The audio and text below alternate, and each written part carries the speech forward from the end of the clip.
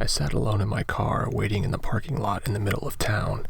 This was the most central spot between all of the restaurants. All 6 of them. Summer was long over, so I didn't need to worry about baking in the sun anymore. I wasn't alone for long. A dark blue sedan with peeling paint on the hood pulled into a nearby parking space. The car was familiar. I threw up my hands in frustration. Even in a small town, it's rare that I wait by myself for orders. There's always another competing delivery driver waiting with me. I could see him through his half-tinted windows. He was an older man wearing sunglasses and a ball cap, likely trying to cover up a bald spot. I try not to judge him too much. He's just another lost soul like me. And those other 2 I was trying to keep my mind off of. Before long, I see the driver glance down at his phone and swipe it. Then he peels out of the parking lot as fast as he had arrived. That feeling of kinship suddenly faded. Great. That jerk sniped an order from me. What else could go wrong today? Missing another order was the last thing I should have been worried about. The disappearances of Ben and Ashley left a fresh scar on my mind, but I had tried my best to ignore it. I didn't know what to do anymore. I was mentally and physically exhausted after everything I had gone through since becoming a delivery driver. It felt like I had run out of options. That failure was inevitable. It was easier to put my head down and keep delivering, just hoping that maybe the next order would be the big one to set me free. That was the exact mentality that had gotten me into this whole mess in the first place, chasing those $100 dog orders. My need for money was ever present, an insatiable hunger that could never be satisfied. I used to think that delivering was one aspect of my life that I could control, but I was just falling back into bad habits. These habits were even worse than I realized. Delivery apps, just like the unhealthy food I served, become their own addiction, a trap you struggle to get out of. I made just enough money to survive now, but would it really be sustainable in a few years? Would the app even exist a few years from now? I felt like I was stuck in quicksand. If I didn't try to move, then I would only sink slowly, imperceptibly slow. The more I tried to escape and look for different work, the quicker I was pulled in. I glanced around at the commercial buildings surrounding me. I saw that familiar black abyss staring back at me. Purgatory, as Ben had called it. Ben and Ashley were in their own form of purgatory. Would I be next? The sound of tires on asphalt snapped me out of my trance. You gotta be kidding me, I thought. Lots of people must have rent due. I checked my mirrors. As my eyes darted around the parking lot, I saw something troubling that I should have been expecting. Instead of another civilian car, a police cruiser now sat in the corner of the parking lot. My familiar paranoia began creeping back into my mind.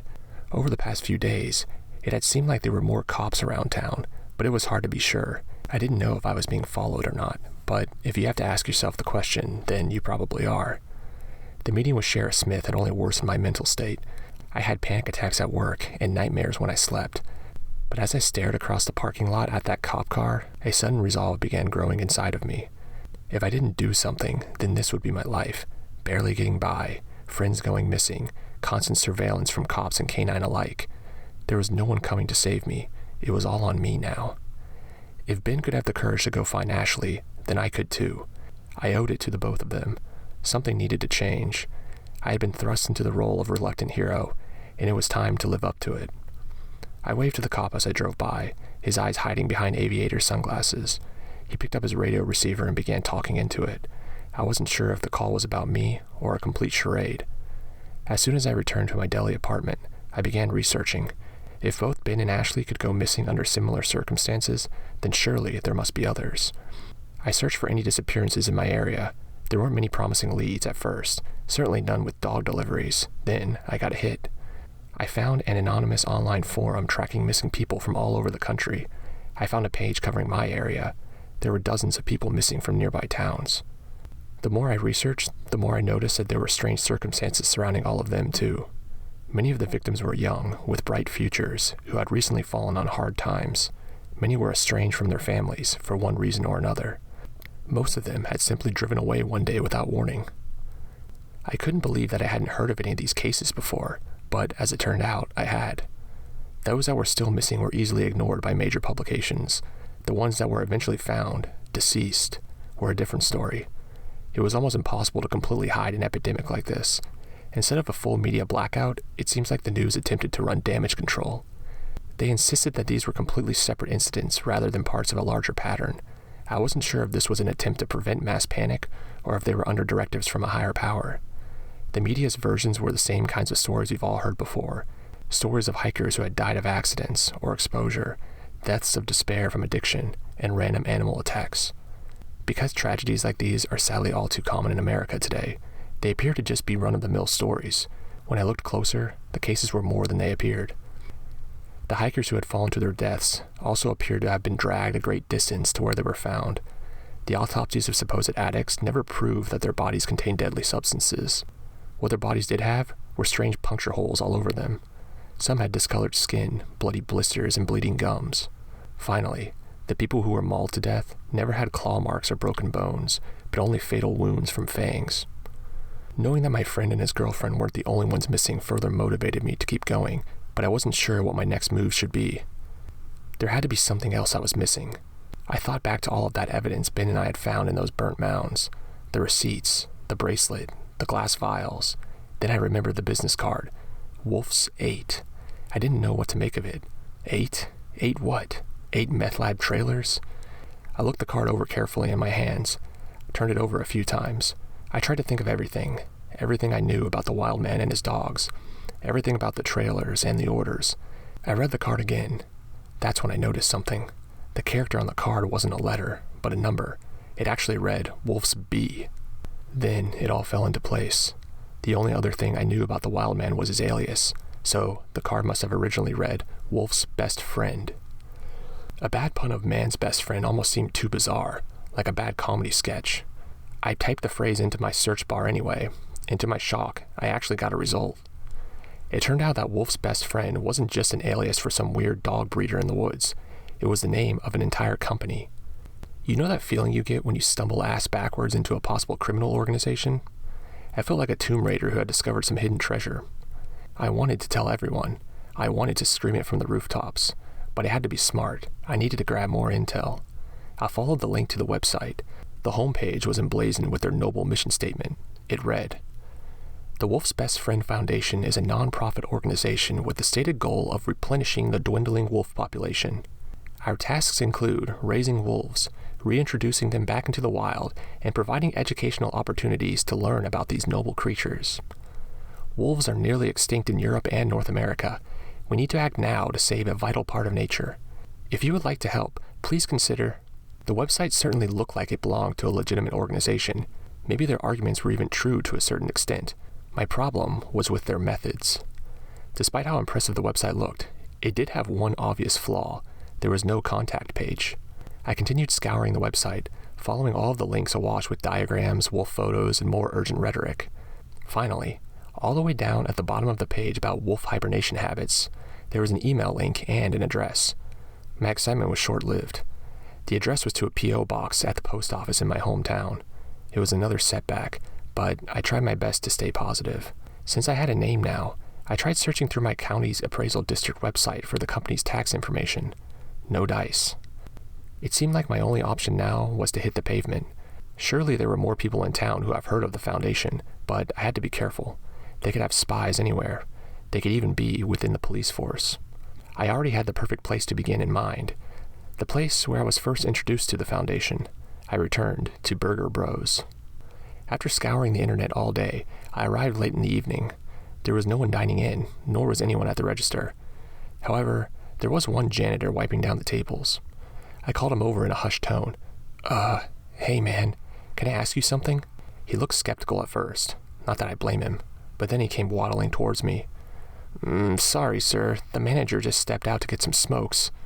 I shook my head. No, that's fine. I don't need to see the manager.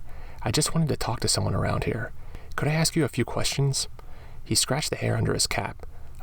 You aren't a cop, are you?" "No, of course not, far from it. I just wanted to talk to someone about some weird things that have been going on around town." His eyes darted from side to side. "So, you know too?" I wasn't expecting to have a breakthrough so quickly. "Of course, I think." He gulped. Then he just went quiet. "It's all right, man. This is only between us," I reassured him. He took a deep breath and said, "So, you have noticed it too, right? Like how the moon keeps getting bigger in the sky? I think it's going to crash into us soon, but the media keeps trying to cover it up." I wasn't exactly sure how to respond. I let it linger in the air for a moment. I thought he might say, "Gotcha," but the punchline never came. Did those smokes his manager was getting contain something other than tobacco? I didn't want to judge him too harshly. Someone would probably react the same way to me if I told them my story. No, wait, what? I responded. No, not like that. Listen. Suddenly, I saw another employee come out from behind the deep fryers. I waved him over. Hey, you got a minute? The janitor just shrugged and returned to wiping tables. The other employee came up to the register. He looked uncomfortable being in that position. He had big bags under his eyes, too. Hi, what do you want to order? No, I'm not looking to order anything. I just wanted to ask you something. He barely kept his eyes open. About the menu? No, listen. I delivered food from here a few times. I don't know if you remember me. I was met with that same squinted stare. Anyways, there was a customer that always ordered from here who had a weird name. It was Best Friend. Do you remember that name? Still nothing. You wouldn't know anything about them, would you? Finally, the fry cook let out a long, drawn-out sigh. Look, sir, I've been working a 4-hour shift. I'm really tired. I'm just a fry cook here. They only pay me to make the burgers, bro. I wasn't deterred. Well, what about the janitor? He looked over my shoulder. Who? Him? He's crazy. I wouldn't take anything he says seriously. I really wanted to believe him, but a small part of me thought that maybe he and even the janitor were hiding something. It didn't seem like I was getting anywhere, so I tried other places around town. I tried more restaurants, asked people on the street, and even went to the post office. They weren't going to tell me anything. Something about it being a federal crime or whatever. Of course, everywhere I went, there seemed to be a police car nearby. I returned home after a few days of investigating, exhausted and dejected. I hoped that I hadn't drummed up too much attention. As I came through the door of the deli, the old Italian owner, Aldo, was standing behind the counter. He looked over and said, Hey Mark, how's the apartment holding up? Not too cramped, is it? I was so tired I could barely lift my head. Oh, hi Aldo, I replied. No, it's been fine, thanks. Aldo had always been a nice guy to me. He didn't mind that I had been late with rent a couple of times. You don't look so hot. Have you been doing all right? How's work? I wasn't sure what to say. Everything had been weighing so heavily on me lately. I had no one else to confide in. I almost went teary-eyed as I said, Things haven't been going so well, to be honest. Aldo tossed a wet rag he was wiping the counter with over his shoulder and said, Well, if you need someone to talk to, I've got some time. Come on, I'll make us some sandwiches. I told Aldo everything. He listened intently and didn't interrupt once. Eating with Aldo reminded me of eating with Ben in Purgatory. It was so strange how I always had life-changing conversations over sandwiches. After I finished, Aldo rubbed his chin and said, Well, I'm really sorry to hear about your friends. Hopefully they're still all right. You know, I really wish you had told me sooner. Could have saved you a lot of trouble. My ears perked up. Wait, you don't mean... Aldo leaned back in his chair. Yeah, that company, the Best Friends. I know about them. In fact, they tried to convince me to be their meat supplier. I couldn't believe what I was hearing. I had been searching all this time, and the answer was right under my nose. So, what did you do? I really considered it. We were in negotiations for weeks, but I backed out at the last moment. The man that approached me was rather strange. He looked more like a fur trapper than a clean-cut businessman. Reminded me of the guy you mentioned. What they were offering was very generous, but it didn't make sense to me. I would have been a middleman for my own supplier, so I asked why they didn't just go directly to them. He said they preferred a layer of separation. I've been in business long enough to know when a deal sounds fishy. I still have that contract in my desk drawer, but I never signed it. Wow, sounds like you made the right choice. Aldo just stared off into space, like he still wasn't telling me everything. Aldo, I hate to be so blunt, but do you know where they're headquartered? He snapped back to attention. Of course. They have a large facility in the mountains a couple of hours' drive away from here. Never been there myself, but I'm sure it's still there. Aldo had the same look again. Is there anything else you want to tell me about them? I had never seen Aldo look so grim. Listen, Mark, I don't know what your plan is, but just be careful. These guys don't mess around. I thanked Aldo and went upstairs to bed. I had the address now, but I still didn't have a plan. All I could think to do was gather up a few tools that might come in handy. I just knew I had to do something and fast. I guess I was more like Ben than I thought. Even though I was exhausted, I couldn't sleep. I just kept thinking, what would the layout of the building be? Would I even be able to take one step in that place without getting caught? My exhaustion finally caught up with me. I was awoken by glass shattering. Where is it? A familiar voice growled. There was a screeching noise, like furniture sliding across the floor, then toppling over. Dishes shattered and silverware clanged. I told you I'd be back, old man. No one crosses the foundation and lives. I hopped out of bed, grabbed my stuff, and burst downstairs. The deli looked like a tornado had blown through it. Tables and chairs were tipped over, shredded paper littered the floor, along with shards of glass from the shattered front door. The culprit was gone, but I had a pretty good idea who it was. Across the deli was Aldo, crumpled and bleeding in a heap. His leg was twisted in an awkward position, and his shirt was stained red. "Aldo, how bad is it? Can you walk?" Aldo looked up at me and coughed. He tore up the contract. Didn't want you to know where they were." "I'll call an ambulance." "No," Aldo yelled as loud as his voice could muster. "The cops will arrest you. Go, Mark. Save them." I hated to leave Aldo, but he was right. If I stayed any longer, then the Foundation would win. The fates of countless lives rested on my shoulders. The shards of glass crunched under my shoes as I walked towards the gaping hole where the front door used to be. "Mark," Aldo called, his white teeth flashing within a crimson mask. "You'll find them. Ben and Ashley. They're still alive. I can feel it." I've never been as nervous as I was driving up those switchback roads towards the Foundation's headquarters. I was worried that I might drive off the side of the mountain.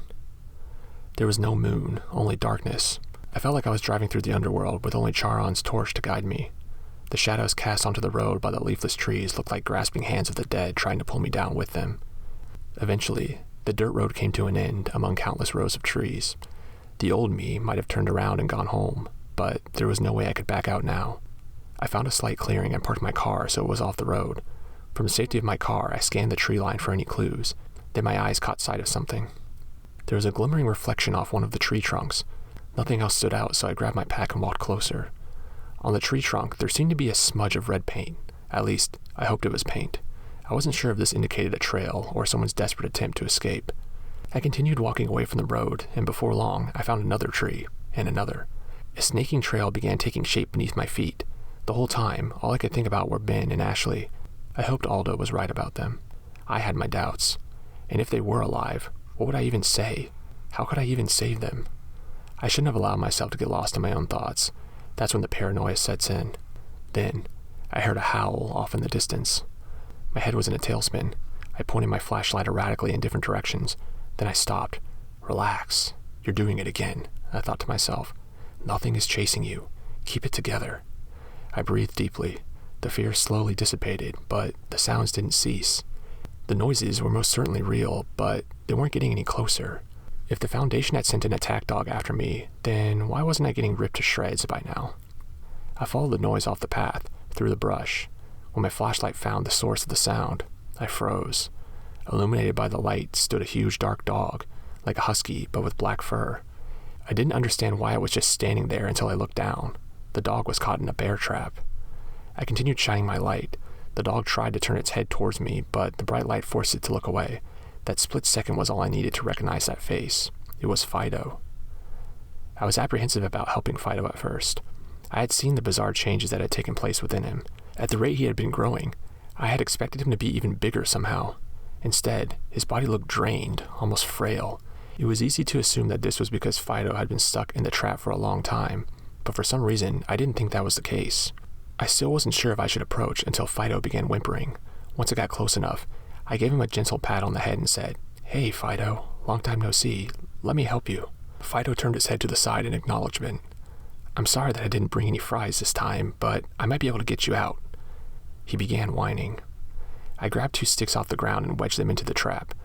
Fido's ankle was a mess, but the blood still looked fresh. He couldn't have been in that trap for long. I pulled with all my might until the rusty trap came apart with a loud clang. Fido let out a yelp. With his leg now free, Fido walked on it very gingerly. Somehow, the wound didn't look as bad as I thought it would. Once Fido was able to put all of his weight on his front paw, he turned to me, gave one happy bark, and fled off into the woods. If Fido was here, then I was surely close. How had he managed to escape? I was just glad that I could save someone for once. After a few more minutes of tracking, I finally found it. In an open clearing ahead was a large metal warehouse surrounded by a tall chain-link fence topped with barbed wire. The structure had the same crude character of the trailers, just on a larger scale. Sections of the corrugated metal siding were beginning to rust. Mechanical equipment littered the ground, along with stacks of large wooden boards and saw blades. I knew the building felt familiar. It was an old lumber yard. Memories of my former job came rushing back to me. I would have saved myself a lot of trouble if I had just kept my mouth shut and not gotten fired. I began probing for a way in. Just like the trailers, there were plenty of security cameras. I had no idea if there were any guards posted, but I just had to go for it. I found what looked to be a blind spot closer to the woods. From my pack, I pulled out a pair of bolt cutters and went to work on the fence. Once I was in, I ran around the perimeter to the nearest door. It was open. The first thing that hit me upon stepping inside was the smell. That rank, musky animal smell mixed with a hint of grease and sawdust. I detected another faint smell as well, but the animal musk masked it so well. The next thing I noticed was the sound, or lack thereof. It was eerily quiet in that large space. There was an occasional scuttling and scratching, but it was still very quiet. The layout might have had something to do with it. Piles of lumber were placed randomly around the space. They reminded me of maze walls. Between those walls were low cages covered in tarps. I couldn't exactly tell how many there were, but judging by the size of the building, there were probably a lot. Posted above some of the cages were names like Peter, Mary, John, and so on. Individually, they meant nothing, but together, the names seemed familiar. That's when I had a disturbing realization. These were some of the names of the people who had disappeared. I began to panic as a faint glow came on from the other side of the building. I could be spotted at any moment. I had to hurry. I rushed through the maze as quietly as I could manage. I almost passed by the first cage, but I stopped. I wouldn't be able to live with myself if I just left another person there. Even if I couldn't find Ben or Ashley, I could at least save others. I opened every cage with a name above it that I came across. I just made 2 snips and swung the doors open. I didn't have time to look inside. Finally, I found one of the names I was looking for, Ben. I whispered, "Hey, Ben, it's Mark. I'm here to get you out. Hold on." There was no response. I hoped I hadn't arrived too late. The bolt cutter shook in my hand as I attempted to open the cage. There was a slight clicking noise as I swung the door open. As I looked inside, my heart sank. Ben wasn't there, at least not the Ben I knew. What I found waiting inside was a large sleeping dog. I was in shock. I wanted to break down. It couldn't be true. It must have been a mistake, a coincidence, a cruel joke. But deep down, I knew it was true, and it was all my fault. All the pieces were coming together. I had to stop lying to myself and see the animals for what they really were. Ben wasn't just a dog, but a wolf. I stared awkwardly at this animal before me. I had to say something. It's okay, Ben. I'm going to get you out of there, buddy. Good God. The wolf seemed to be rousing from sleep, but he was still groggy. In my shock, I hadn't noticed all of the IVs sticking to his body. One of them had already come loose. I followed the loose line back to its source through the top of the cage. I had to remove the tarp further to reveal what was there. It was some kind of machine, making a gentle whirring noise. Attached to it were 2 containers. One contained a dark blue liquid, and the other a dark red. I followed the red IVs back down into the cage. There were several needles sticking into Ben's furry limbs. They reminded me of the birth scene from The Matrix. I wanted to take the IVs out, but I was apprehensive about reaching into the cage. What if Ben was feral or rabid? I didn't have much time to speculate because Ben woke up. Those animal eyes, with their split pupils, just stared back at me. I could still see that fierce determination within them. The wolf was definitely Ben. As he got to his feet, the needles came out on their own, as if pressure-sensitive. Red liquid was dripping out from the needles in the wounds. Ben struggled to walk towards me on wobbly legs like a newborn deer. Once he was out of the cage, he lay down on the floor. He was already exhausted from such a short walk. While Ben recovered, I needed to try and find Ashley. I ran back through the maze, continuing to open the cages as I came across them. As I went, all I could think about was how sick the people behind all of this must have been. To capture innocents, hold them against their will, and forcibly inject them in order to be part of some sick experiment was beyond reprehensible. How could anyone do that to others? Were they even human? Perhaps they were wolves themselves, spreading the abuse. What was their goal? Were there more places like this? Who was really behind all of it? I opened several more cages before I found the one I was looking for. By this point, I had given up any hope that Ashley would still be human. However, the wolf that I found was not what I expected. In fact, I had already met her before. The wolf I found in the cage was Bella. I just stood there with disbelief again. A rush of emotions hit me, the biggest one being frustration. If only I had known sooner, then Ben could have escaped his fate, and Ashley would have been spared from any further abuse.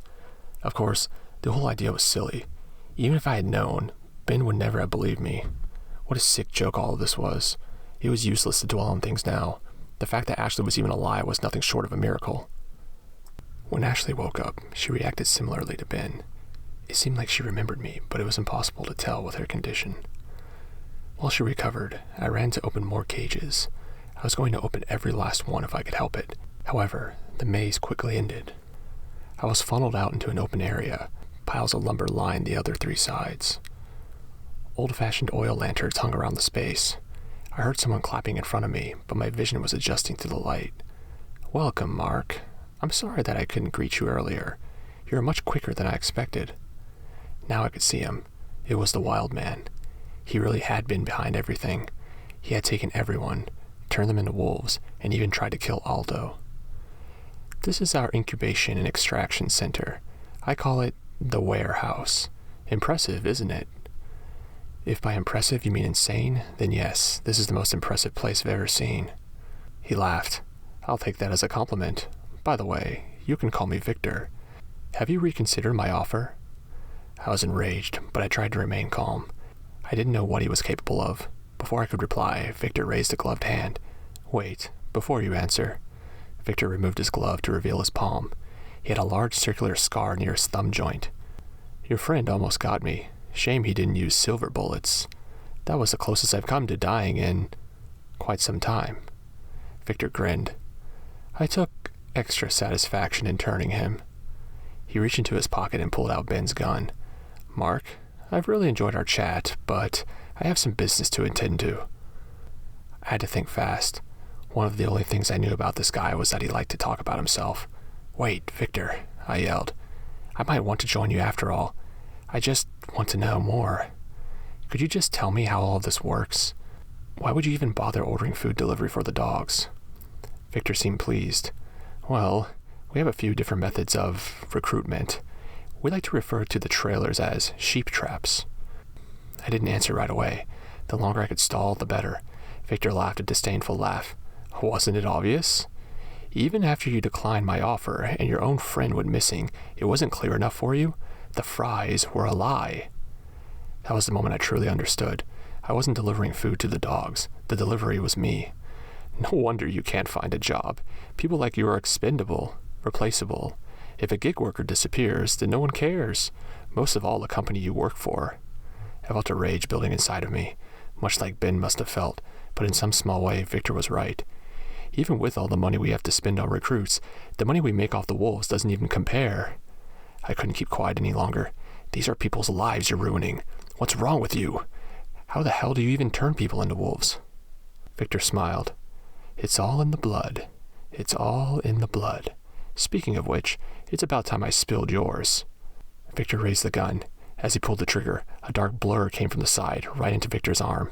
The gun clattered on the floor. As the 2 of them rolled around, Victor yelled in pain, Damn you, get off me! As they tumbled over and over, I recognized the brown fur. It was Ben. He was finally taking his revenge. As Victor attempted to loosen Ben's bite on his arm, he knocked over one of the lanterns. The speed with which the timber piles ignited was startling. I realized what the smell was that I couldn't make out earlier. Gasoline. Victor really was a wild man after all. The entire Foundation was, for that matter. This was their sophisticated contingency plan. There was no time to waste. We needed to run. Victor's body lay lifeless on the ground. Blood was everywhere. I yelled to Ben to follow. We zigzagged back through the maze, nearly tripping over cages as we went. The fire was growing at an alarming rate. The heat was unbearably hot. The flames spread so quickly, they were beginning to outflank us. I thought I knew where the exit was, but the fire and smoke were becoming too disorienting. I thought we were done for. Suddenly, I heard a barking. I had nothing else to hold on to. As everything else burned around me, I completely focused on the sound and followed. The smoke and fire began to clear. Then I saw a hole in the wall. A garage door was open. I saw a familiar coat of blonde fur. It was Ashley. I made it outside. The cool night air had never felt so refreshing. I waited at the door for Ben. He had been right behind me, but he still hadn't made it. I had no choice but to go back in. I could hardly hear my heavy breaths over the sound of the snapping timbers and roaring flames.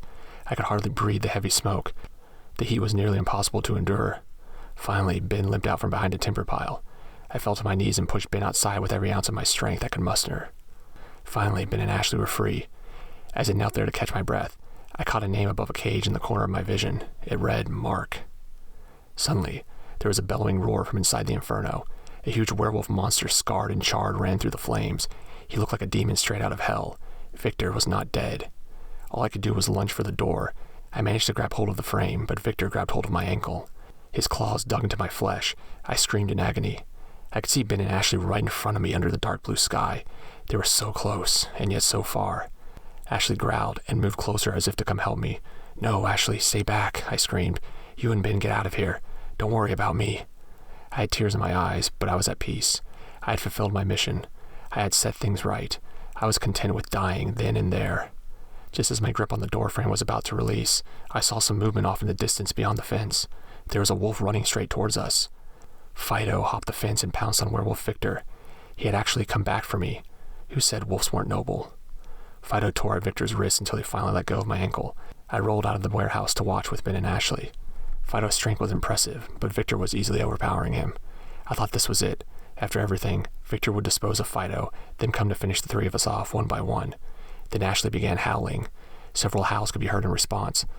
All at once, dozens of wolves, some who were outside and some who had yet to escape the flames, all descended upon us and attacked the werewolf. The brutal carnage that played out in front of us was unlike anything I'd ever seen. Biting, tearing, clawing, fur flying, blood spraying, bones cracking. Victor's might was truly impressive as he defended himself. Despite being outnumbered, he was still keeping upright and parrying the attacks. That was when Ben decided to finish the job. Ben leaped over me right at Victor's throat. He bit at the jugular with all of his strength. There was a blood-curdling roar of anguish. Victor's huge frame toppled over. It wasn't long before he was torn to shreds under the dog pile. Finally, it was all over.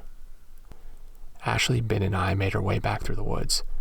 Smoke billowed out of the warehouse, visible for miles in every direction. As we approached the road, I could see the flashing police lights through the trees. I told Ben and Ashley to scatter, and they obeyed. There must have been 20 or so cop cars, fire engines, and ambulances lining the road. Cops were all pacing around, taking notes or making phone calls. Many of them were too preoccupied to notice me, but they would notice my car if I tried to leave. I knew who to go to. "Looks like your deputies didn't follow me quick enough this time," I say. Sheriff Smith turned around, startled. A deputy he was talking with pulls a gun on me. "Get down on the ground now," he yells like a frightened schoolgirl. "Billy, stand down," says the sheriff. "I'll handle this." Sheriff Smith guided me away from all the commotion. "So, what happened?" "I already tried talking to you, remember? Turns out I wasn't lying." Sheriff Smith's demeanor completely changed. "So, you saw him, the werewolf?" I was surprised to hear him admit it so quickly, but I played it cool. "Yep." "Look, son, I'm sorry that I lied to you. It's just, there are far bigger forces at work. These things are out of my control. Don't mess with them, Mark. You won't win. They have power far beyond what you could ever hope to understand." I cracked a smile. Don't worry, Sheriff. I already took care of it." He looked at me like he had seen a ghost. "You took care of it? The werewolf won't be a problem anymore, so you're free to run the town with an iron fist just like before." For the first time in his life, Sheriff Smith didn't know what to say, so I spoke for him. "Let me tell you what you're going to do," I said. "You're going to get one of your boys to take that tracking device off my car. Then you're going to let me drive out of here. I'll leave town and pretend like none of this ever happened. Sound fair to you?" Sheriff Smith cleared his throat.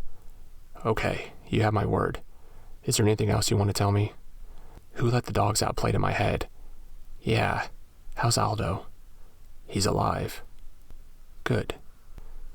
Just as I was about to drive off, the sheriff came over to my window. "Wait, Mark, before you go, did you find my son?" I considered telling him, but then I thought of what Ben would have wanted. "No, I didn't," I lied. "I'm sorry." With that, I started my car and drove off into the night. We're on the road now. The desert sunshine sure is a sight to behold. The showdown with Victor was one messed up therapy session that I didn't know I needed. Leaving everything behind wasn't as hard as I thought it would be. There's always tomorrow. So, you may be asking yourself, what happened to Ben and Ashley? Well, they're sleeping in the back seat as I write this. So, I guess I have 2 dogs now.